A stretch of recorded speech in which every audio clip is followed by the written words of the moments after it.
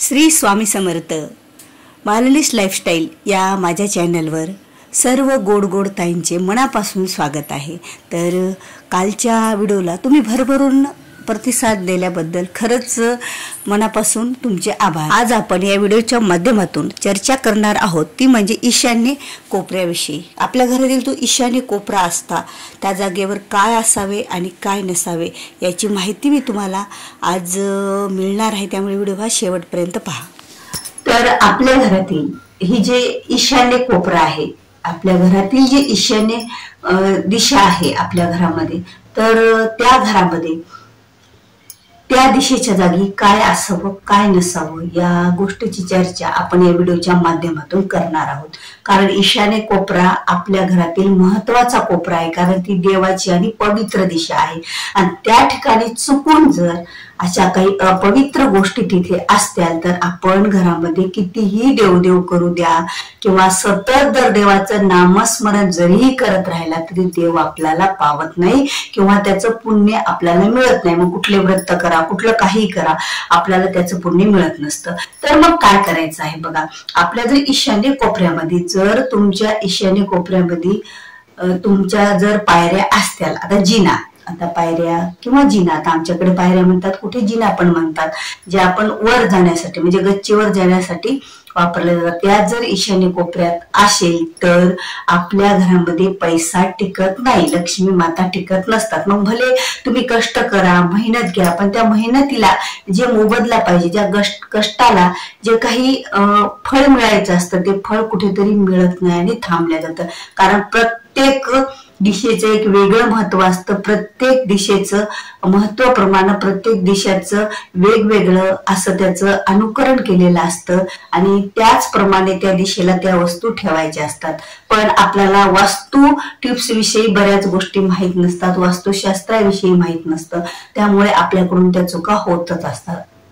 आता आमच्या घरात पायऱ्या आहेत त्या कोपऱ्याला, तर तुम्ही त्याला लाल कलर आणि पिरॅमिड लावून घ्या।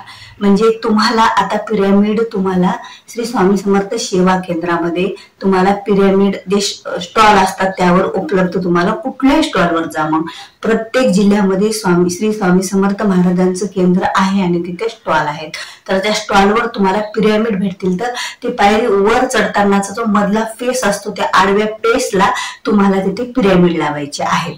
मग ती तुम्हाला गेल्याच्या नंतर आणखी तिथे बरीच माहिती मिळेल।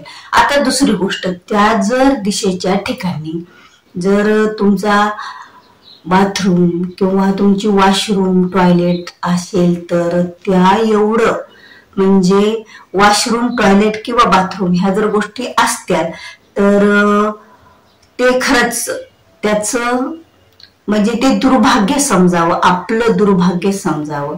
कारण या ठिकाणी जर ही गोष्ट असत्याल तर आपण कुठलंच पुण्य कमवू शकत नाही। कारण पुण्य हे तर चांगल्या कर्मातून आणि पुण्य आपण जे काही देव धर्म काही चांगल्या गोष्टी करतो, देवाचं व्रत वैकल्य नामस्मरण याचं पुण्य आपल्याला मिळत नसतं आणि यामुळे आपण रिकाम्या हातानं बघा, पुण्य हे इथे नव्हे तर आपण ज्या वेळेला आपलं इथलं आयुष्य संपतं, आता हे प्रत्येकालाच आहे की आपलं आयुष्य संपणार आणि एक दिवस प्रत्येक जण जाणारच आहेत, पण इथले कर्म करून आपण कर्म घेऊन सोबत जात असतो। पण ईशान्य कोपऱ्यात जर टॉयलेट बाथरूम किंवा वॉशरूम असेल तर तुम्ही कितीही देवदेव करा, त्याचं पुण्याचं फळ तुम्हाला मिळत नसतं।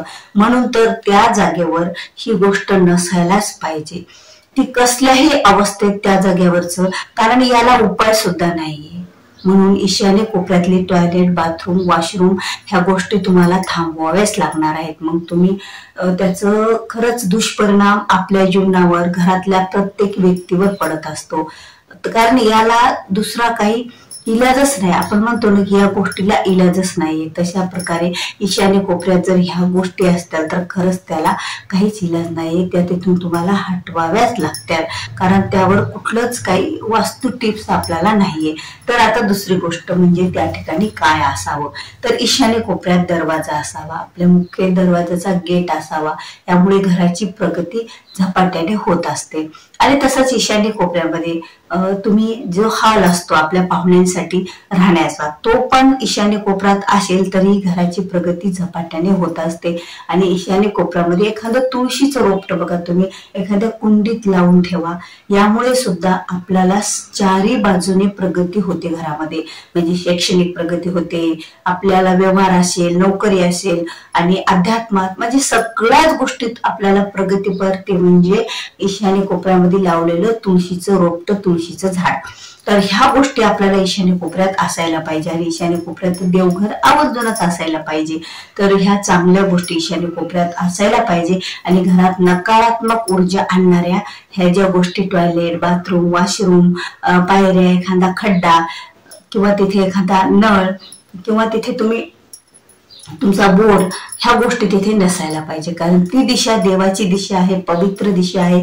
त्या दिशेला एक वेगळं असं महत्व आहे. म्हणून तर ईशान्य कोपऱ्यात ह्या गोष्टी आवर्जून तुम्ही टाळा. कारण यामुळे आपल्या घराची प्रगती कुठेतरी थांबते आणि आपण केलेल्या कष्टाचं फळ, मेहनतीचं फळ हे आपल्याला मिळत नसतं. तर खरंच या व्हिडिओच्या माध्यमातून तुम्हाला जर चांगली माहिती मिळाली असेल तर व्हिडिओला लाईक करा. जास्तीत जास्त लोकांपर्यंत, गरजू लोकांपर्यंत ह्या वास्तुशास्त्राविषयीचा, वास्तू टिप्स विषयीचा व्हिडिओ शेअर करा, जेणेकरून त्यांना सुद्धा याची माहिती मिळेल.